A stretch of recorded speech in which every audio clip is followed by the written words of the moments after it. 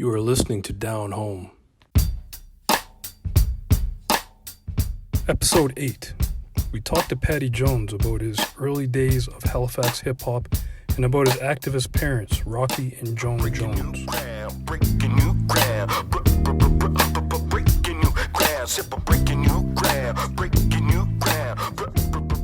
Welcome to Down Home, the Nova Scotian experience from two black men. We've got another good episode. We have one of Jay's cousins, actually, Patty Jones. Before we get into it, Patty, yes, I want to play something. Hang on.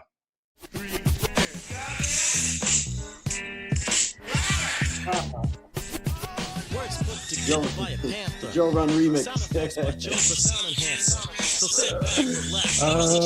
Yeah. I found that just before we were talking, man. What goes through your mind when you hear that, man? When Joe showed me that, it brought back good memories. When we were doing that, we made that video. We got all the guys that I was hanging with in high school.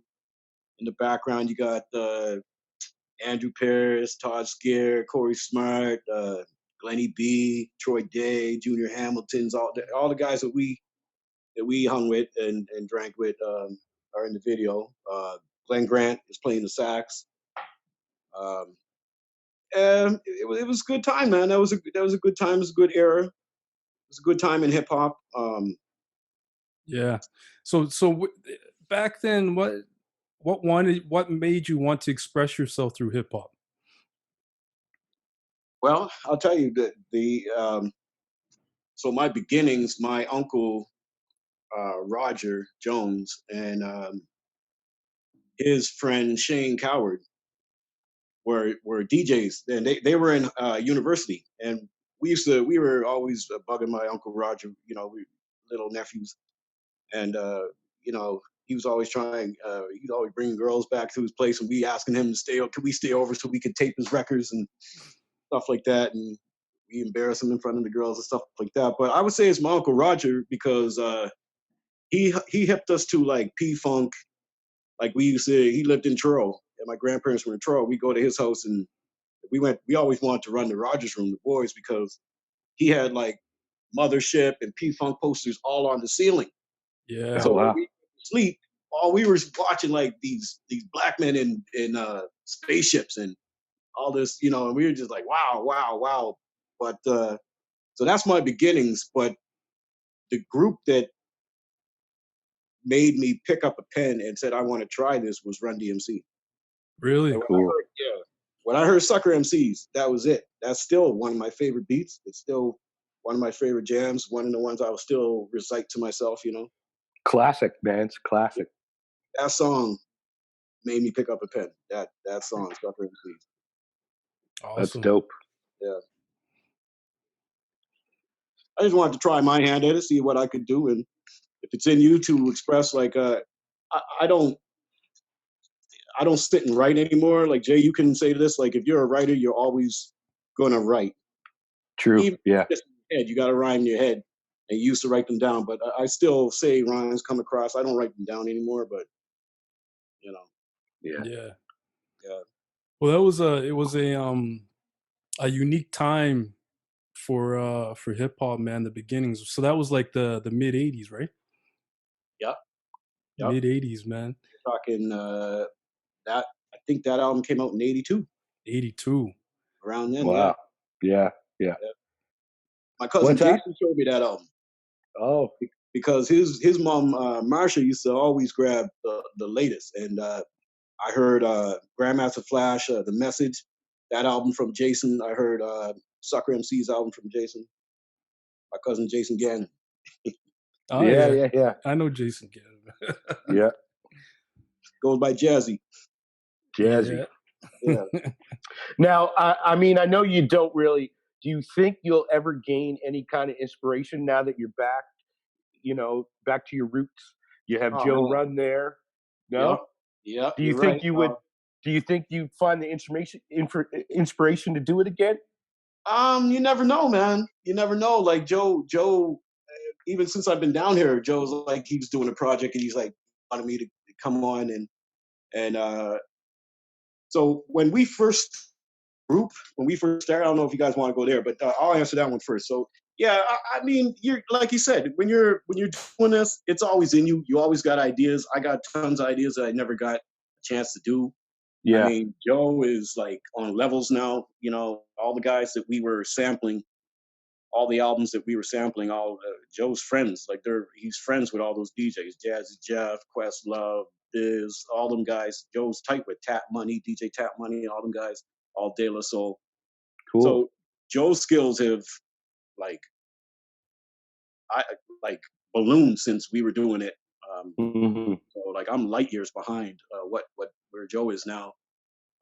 There's another guy who me and Joe started off with, named Steve Sim, who goes by Steb Sly. I know him. Yeah. You know Steve? Yeah. Yeah, man. Steve's cool, man. That's Good me and guy. Steve, yeah. In fact, it was me and Steve to start out first.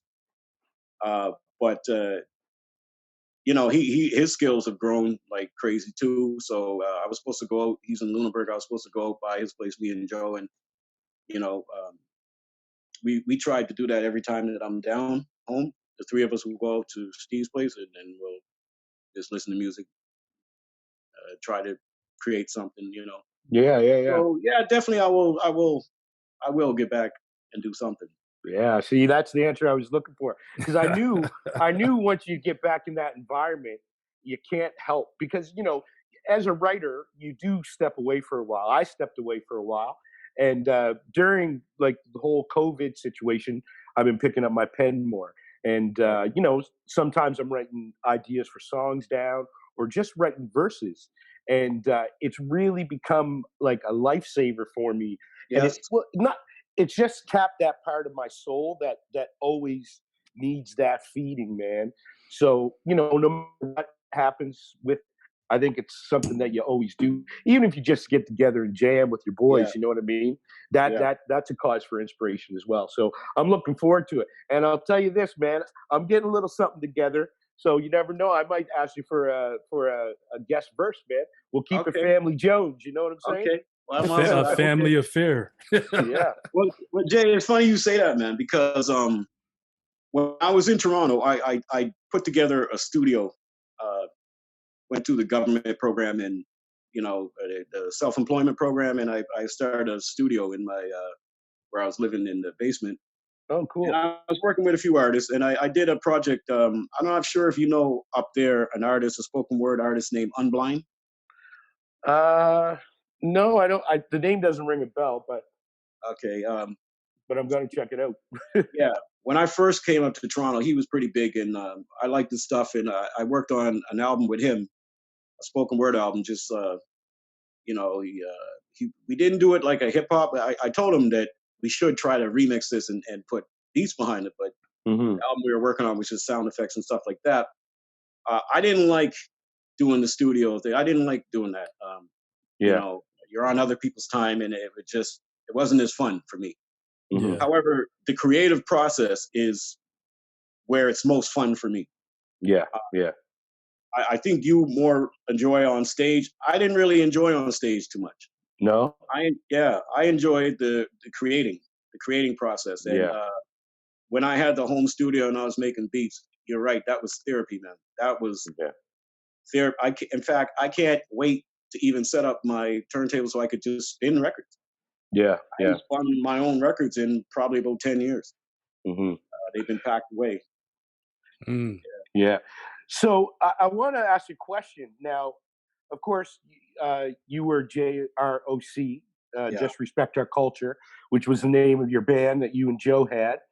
And you kind of had that, around that time, you had a lot of Afrocentric vibes, which was coming up then with De La and Tribe and Jungle Brothers. Yep. And I was wondering, did this has to be true? Like, your mom and dad were Rocky and Joan Jones, activists bringing the community together, standing up for Black people's rights and Black empowerment. Did the Afrocentric vibe, was that something you just naturally had already, being raised by them? Yes, definitely. but I was heavily influenced by Tribe, like most people were. Yeah.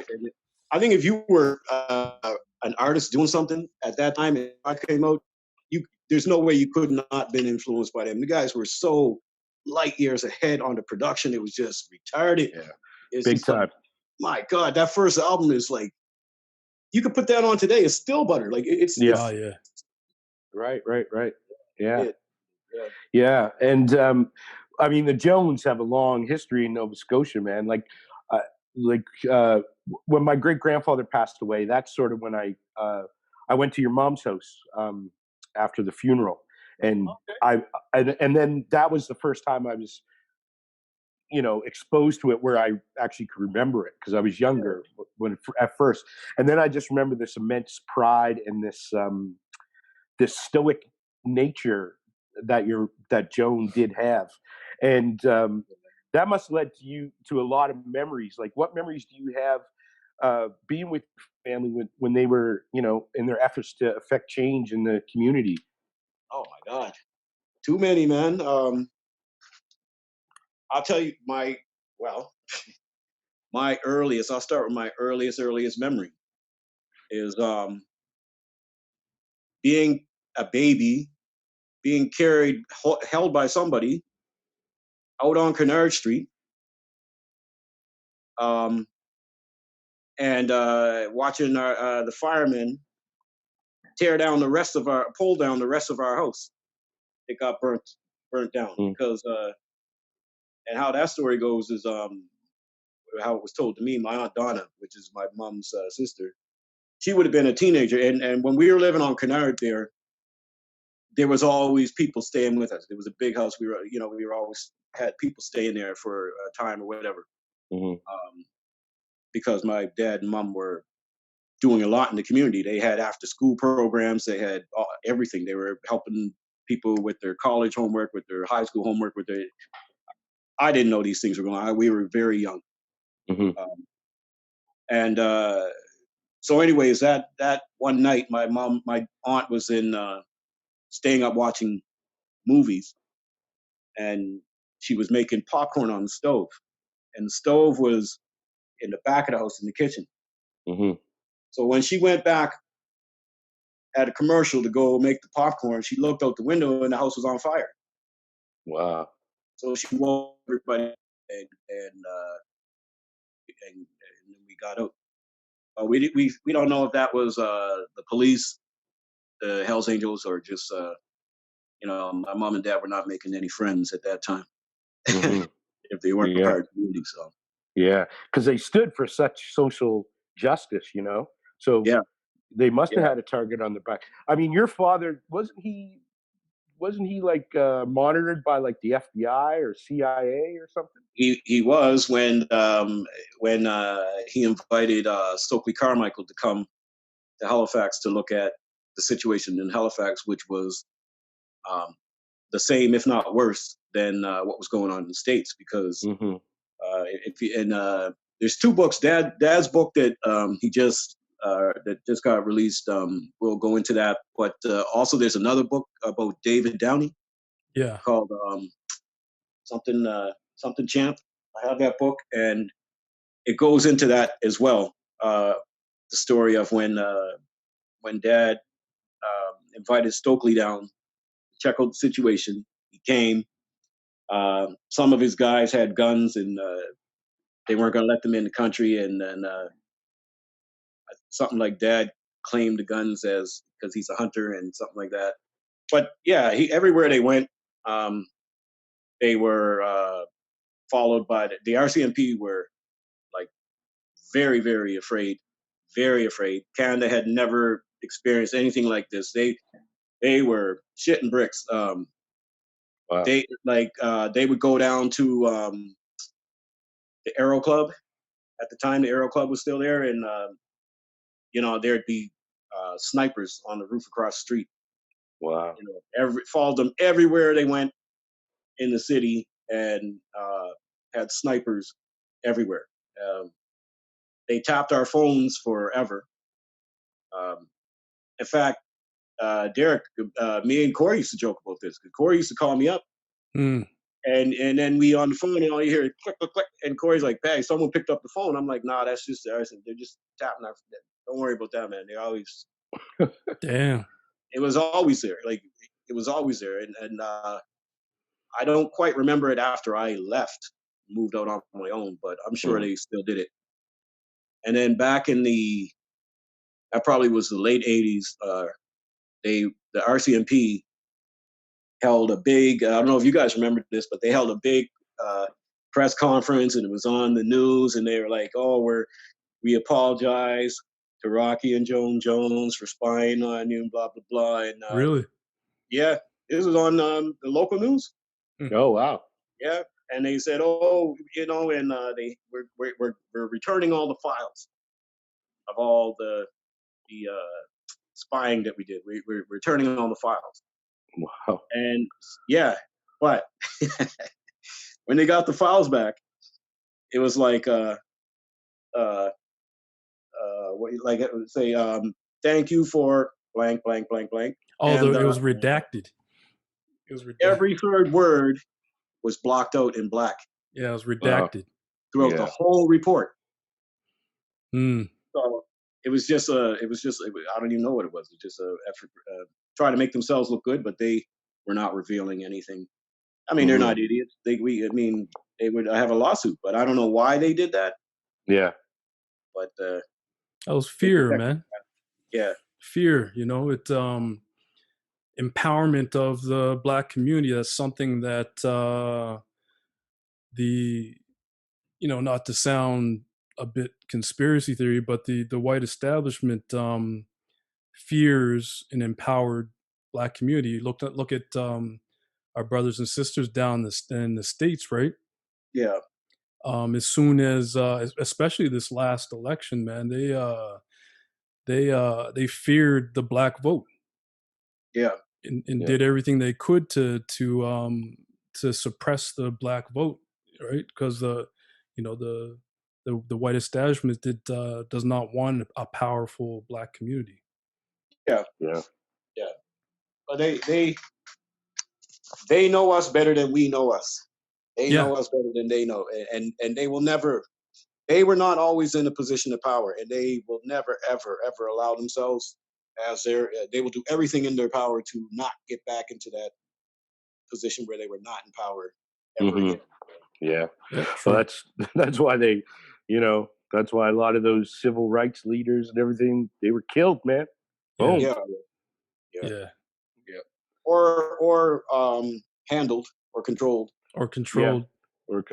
Yeah. Yeah, it's true. Like they give you little breadcrumbs to push you along and say, "Hey, look, see, we're giving you this." And that goes over so well in Nova Scotia, man. Like it does. Now, you guys remember when Dad was running for NDP? Right, no, in the city. I don't know if you guys remember that. Maybe you don't. I don't remember that. You guys maybe. I'm thinking because I would have been 11, so maybe you guys wouldn't remember that. But we campaigned with Alexa McDonough, and Dad was the candidate. They want the Black vote, like you say. They need the Black vote. And so they're going to find who's a very popular, charismatic camera Black man that we can get the Black vote. Rocky was all that. So, he voted. He campaigned. But back then, here's how afraid they are of the Black vote. They went behind him into those communities and was giving out liquor and money for people to go vote. Wow. For I think it was PC. Yeah, they did that. Wow. And my dad he basically had no votes, and I remember because we got teased so bad. Yeah. Oh man, you guys, brothers don't care. You're in the van going to basketball games. Them guys was ripping strips off, man. It's like killing us, man. They were killing us, man. Yeah. I remember what I did. I got up. We were going to Montreal basketball tournament, and I got someone broke their leg, and I had their crutches, and I was just playing around with the crutches. And I was always the youngest guy on the team, and them guys were like, man, what you doing, man? Get off don't use those, man. It's bad luck or whatever like that. Jason Kane said, no, man, leave him alone. He's just looking for votes. Leave him alone. Oh. Oh. Yeah, that's I had to laugh at that. That's hilarious. That's hilarious. I had to laugh at that. Like, that's funny. So they keep it real, like, you know what I mean? Like, you didn't get no votes for it? Yeah, we're gonna crack on you. But that's what happened, and I found that out years later that because mom and dad never kept us out of all this a lot. Mm-hmm. People think we know, we don't know a lot. They wanted us to just grow up normal family. And I guess it had to be bad because they made sure that we did not know anything about it, what was going on, what they were doing. Yeah, they like just the basics and stuff like that, but they kept us well away from it. Mm-hmm. Yeah, yeah, they were amazing people. Yeah, Yeah. It was like a normal family. It was like we didn't really know anything. You know, we didn't feel any different. It was like, you know, hearing people, the way people talk at Dad's funeral about Dad, like hardcore gangsters and shit, like bawling and stuff like that. That's when you really realize, like, God damn, like, you know, I know this guy's a hardcore, you know, old school OG, and he can't even hold back the tears. So that's when you realize the impact mm-hmm. that he had. But we didn't see him as Dad, you know. Yeah, of course. We go fishing with you. Like, Well, my mother. Dad was all. We just wanted to go fishing with Dad. That's all it was. Like, yeah. My mother talks highly about your parents, though, man. She credits Kawacha House for literally changing the direction of her life back in the 60s. Okay, so she might have been one of the ones that was part of and these, and I say programs. There wasn't no official program. It's like word of mouth. Like, Mm-hmm. if you need help with your college courses, if you want help, it's what's interesting is my cousin Obadiah Jones Darrell. Okay, you guys know Obi? No, I've never. I recognize the name, but I haven't met, you know, a whole lot of Joneses other than my immediate family, really. Okay. So you gotta. I mean, you guys are in TO now, because he's doing huge things, writing plays, writing orchestras, writing books. He's doing an animation thing, and he plays like 100 instruments, and he's like. When I went up to TD when he was living in, I went up to Vancouver when he was living in Vancouver there, and dropped by his studio, and he was showing me like TD. TD just contacted him and said, "Your next play, here's a blank check. Wow. I don't care whatever your next play is, just make sure we're on it. Here's a blank check." He's doing huge things. He's in Cleveland right now. He's doing writing plays and stuff like that. Cool, man. Yeah. And you know, when I talked to Obi, I said, "Obi, man, we're proud of you, proud of you." He's like, "Man, this all came from you." I'm like, "What?" He's like, "Yeah, man, don't you remember that time that I came by your place and you showed me how to work the thing we made that jam?" I'm like, "Oh yeah, but really?" Like, so you never know. You never know who you're influencing or who you're you know, simple things. You don't take it as nothing, but he's crediting me and saying that everything that he took that shit and ran with it. And he's like, "Oh yeah, I remember you teaching me this," and you. I'm like, "Okay, I do remember you coming by the house that time. I do remember you." Is he younger? Oh yeah, yeah. So that, you know, that's what I love. It's like you know, sort of just the generations passing it down. I mean, you know, you were a pioneer of like the early hip hop movement in Halifax, man.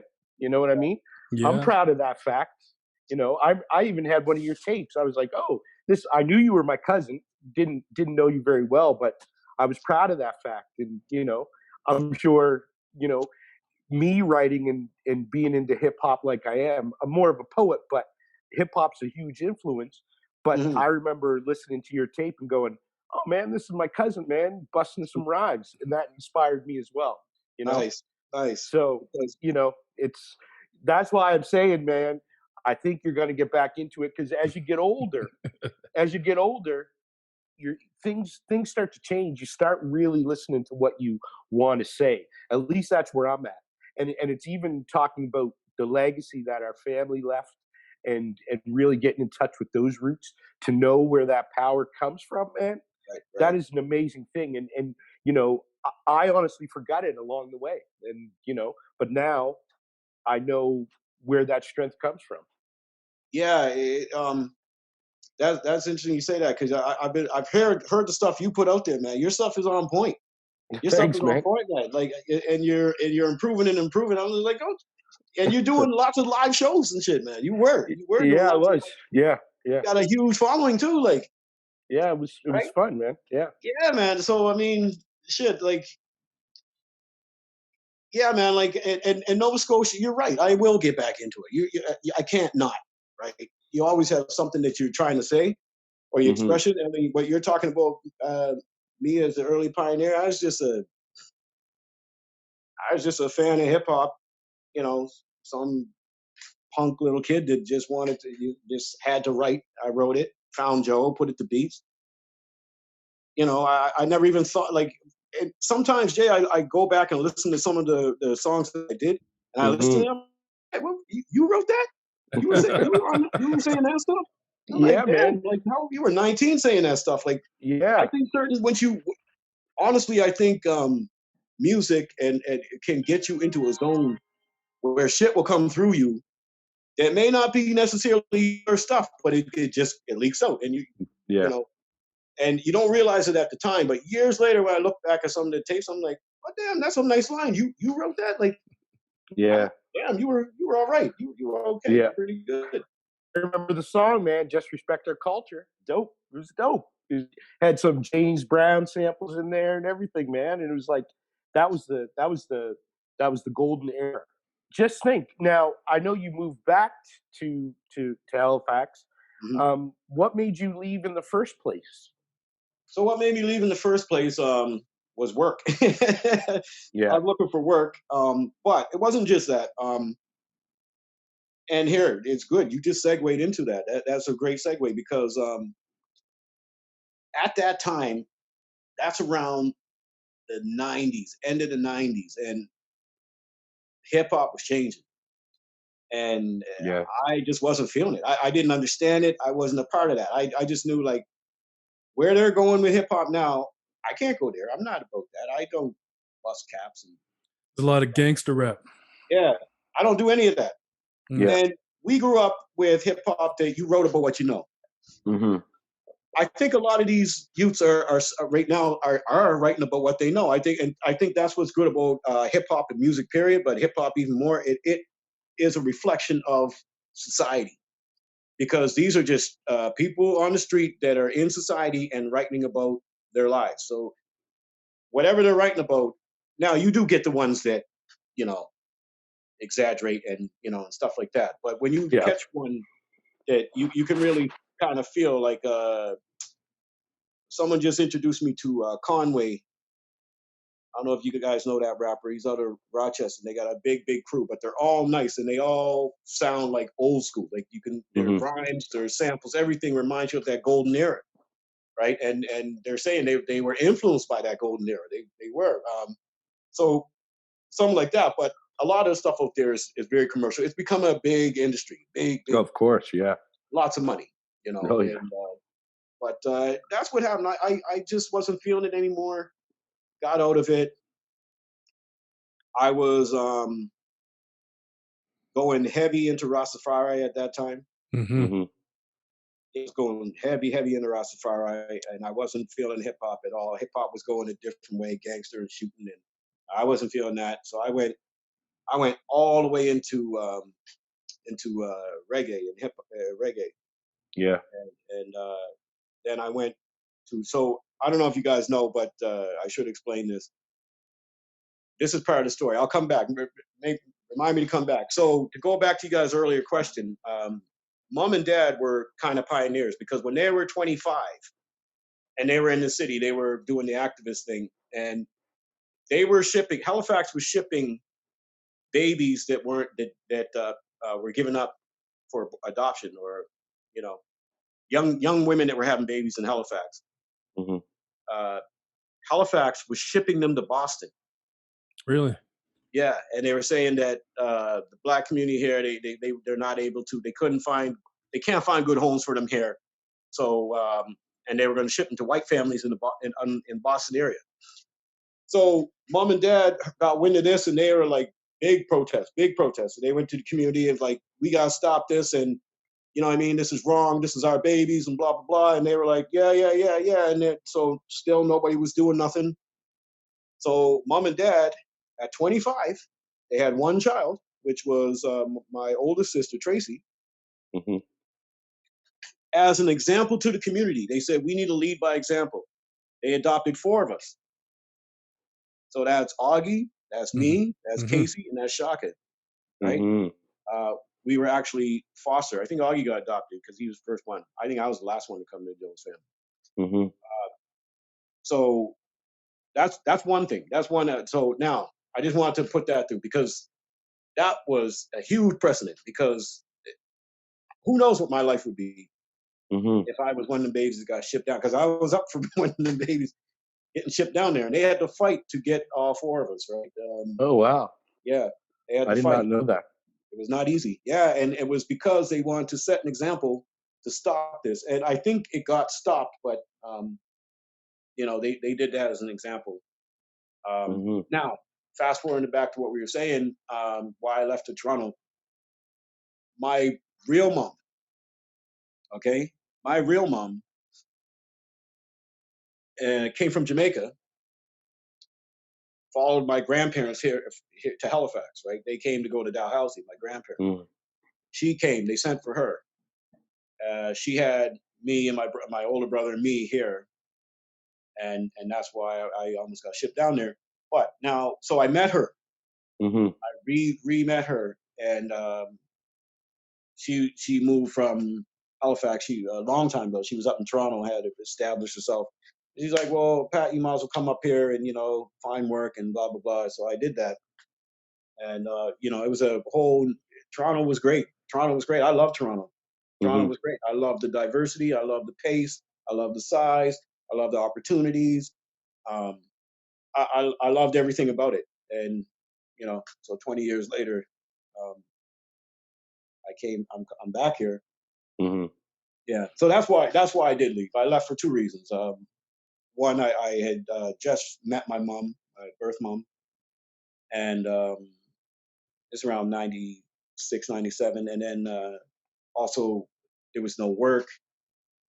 I wasn't really myself in the city. I was transitioning because I had been down to St. Lucia to visit my brother Augie a couple times, and if you go, when you go down to anywhere there in the Caribbean, you come back, your pace just slows down.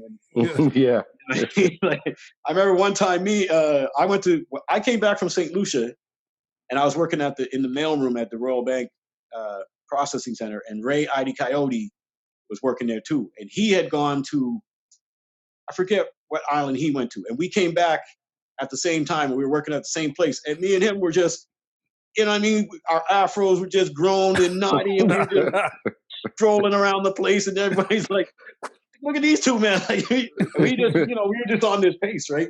Yeah. Yeah. So, but yeah, that's why I left. So Halifax was, you leave, but it's always home, though, right? It is. And that you can outgrow Halifax.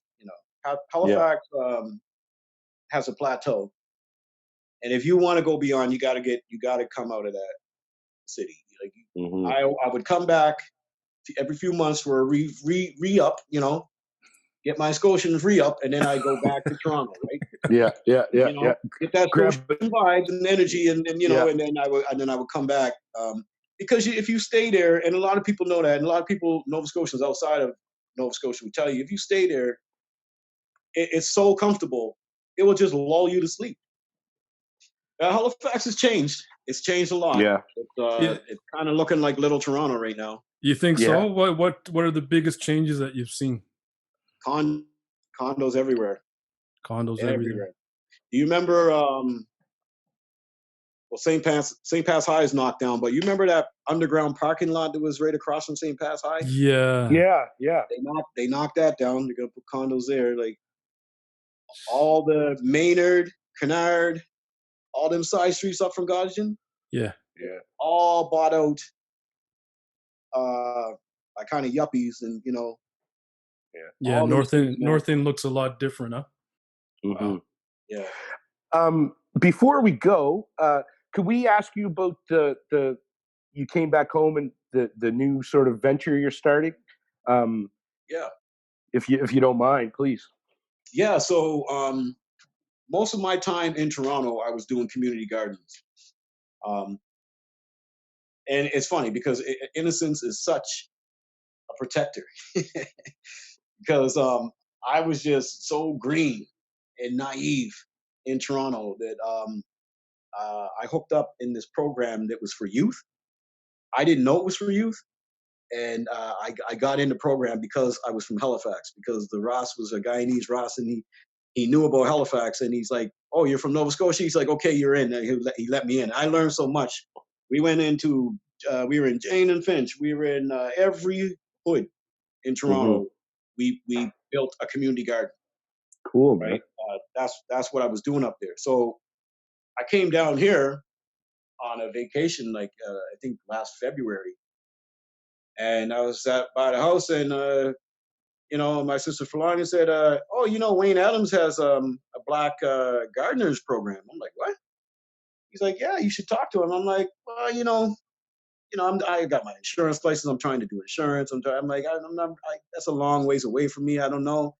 And I'm like, let me just see. Let me give him a call. I gave him a call. He wanted to meet the next day. Next day, we were talking about doing it, and so then I went back to Toronto and I wrote the proposal up with help and submitted it to him, and started packing. Oh wow. So what he has and what we have in store is it's around COVID and food security type of thing. What happens in Nova Scotia, as you know, that all the black communities are on the outskirts. Mm-hmm. North Preston, East Preston, Little Trackety, Big Trackety, Yarmouth. They're all on the outskirts of the province. So they're actually could be considered, especially when COVID hit, a food desert. Those are considered food deserts. They don't have readily easy access to food. Right. They have to drive in a ways, but in their, they have to drive into Sobeys or whatever like that, right? They don't have them right out in their community.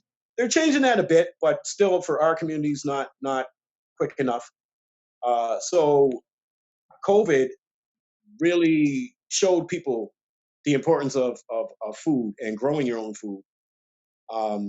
So we are trying to reintroduce black youth or black people period into the food industry, growing your food, getting into the food industry, introducing new products into Nova Scotia. So we're trying to reintroduce the black youth and the black community period back into gardening, and eventually get them into the food industry, and let us have our little corner of selling produce that we enjoy, and only just to get in the industry anyways, just to get in. Yeah. Of everything out down here. That's awesome, cool. man. That's a very interesting venture, definitely. Yeah. But sure. yeah, thank you very much for doing this podcast, man. This has been an awesome conversation. It's been a minute. Yeah, man. It's good to catch up, though, man. It's good to Oh, catch up. Yeah, you guys brought me down some memory lanes and stuff like that. You know what I mean? So these are always nice, and it's Nova Scotia. We're kind of like we're kind of like the South in America. Yeah. We're kind of like Atlanta, Yeah, exactly. Yeah, so we're a country anyway. So I enjoy going down. We always enjoy going down memory lanes and stuff like that. And then Jay, you just showed me that yeah, I guess I do got music to still do. True. Well, I didn't really think about it, but now talking to you, I'm just like, hey, you know what? Maybe I do. Maybe I. Yeah. You have been listening to Down Home. Subscribe wherever you listen to podcasts.